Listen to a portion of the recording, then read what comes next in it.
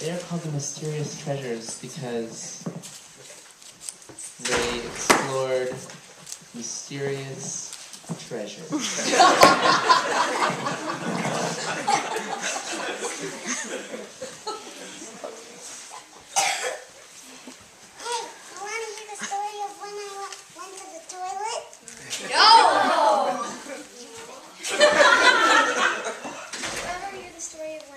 Mysterious island? No.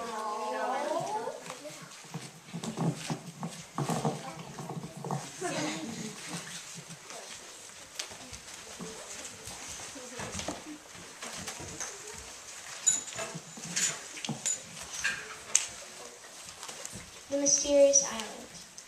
My name is Pilar. I am an explorer. I'm a good explorer because I'm creative, courageous, stubborn, and curious. The tools I have with me are a telescope, maps, lots of food and water, warm and thin clothes, a pocket knife, and my sketch pad and pen. If the rest of my crew was giving up, I would say, "Don't give up. I'm going to travel on a ship." I prepared for this journey by asking my family and friends if they wanted to join me on my journey. I don't quite know where I'm going, so I think it might take 2 months.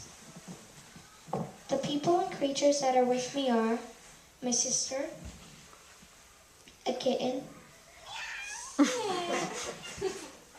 my uncle and aunt and their baby, Hey, Joey.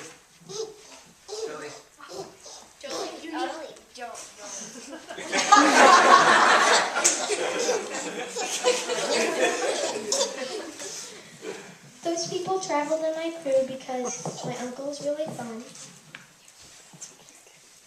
My baby cousin is so adorable.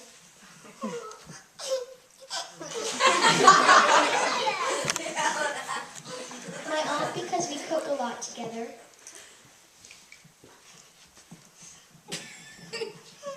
My sister because I like to play with her. And a kitten because I love kittens. Now I'm going to tell you the story of my journey. It was a very hard journey. The baby cried a lot.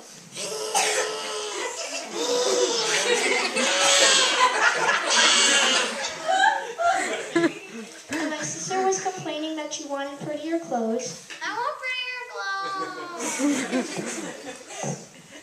My aunt got tired of hearing my baby cousin cry.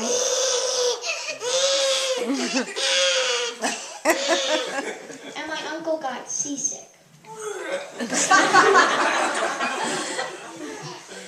We needed help, but one night there was a storm at sea.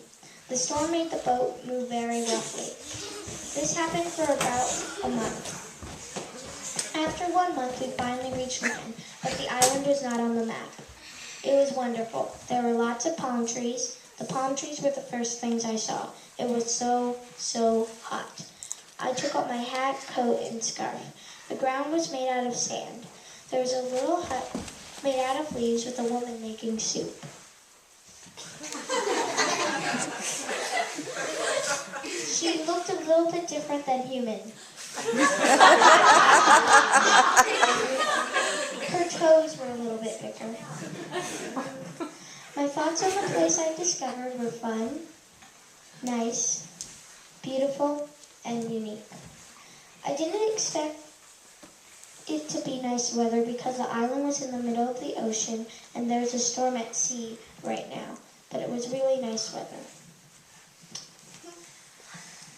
The woman who was making soup seemed really surprised too. She motioned us to come inside her hut though. When we got inside, the air was hot and musty. The woman didn't mind though. I thought she was used to the air, and she was. She gave us beaded necklaces and grass skirts. It was kind of like Hawaii. We built our own huts out of leaves, and we planned to stay here because we only explored one part of the island. That night we slept in our huts, thinking about everything we discovered. The next day, We went to the woman's hut to try to discover her language. We were so excited. When we got to our hut, we discovered that the woman spoke a different language. The woman said, which I guess means hello. She showed me and my crew everything. Well, maybe everything. When we got to a palm tree woods, she pointed to us and wagged her finger. But I really wanted to know what was inside the palm tree woods. So that night, when everyone was asleep, I crept out of my hut. I put on my coat, scarf, and hat. Even though the weather was extremely hot during the day, it was literally freezing at night. Weather here is so strange, I thought. I brought my journal and camera and pen. I wanted to see everything. I went to the woods and started writing in my journal. This is what I wrote in my journal. I see so much dark, spooky palm trees, and I see a bright blue pond. I also see a huge black blob moving through the trees, like it's hunting me. Okay, now I'm officially going to be eaten by a big black blob. Dear God, please help me in my time of need. Oh, help, I screamed. A black monster was trying to eat me. I poked the blob with my pen, since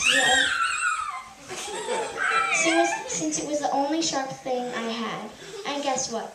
That monster started wailing and ran away into the gloom. I started writing in my journal again. Whew! I was saved by my pen. I will not ever, ever explore the woods again. I stopped writing in my journal, yawned, and went back to my hut and went to sleep. In the morning, we drank coconut water and some kind of seaweed cereal for breakfast. I called my mom and dad and baby brother to tell them about what I discovered. This was the day I planned to leave. The woman was so sad, but I said I could visit any time. But then I thought about that for a while, then I asked her exactly how to get back to the island. She said whenever I wanted to come back that I should say, Cleto. Cleto. And I would be back on the island. I and my crew were really sad too. I would miss the island, but I was also glad of going home. So we boarded our ship and sailed away. I watched the island get smaller and smaller and smaller until I could no longer see the tiny island. Epilogue. I started to miss the island, which I named the island of palm trees. So I said, Cleto, and I was back at the island of palm trees again. The woman was so happy. She kept greeting me, saying, Cleto, Cleto, Cleto. And my adventure started all over again. The end.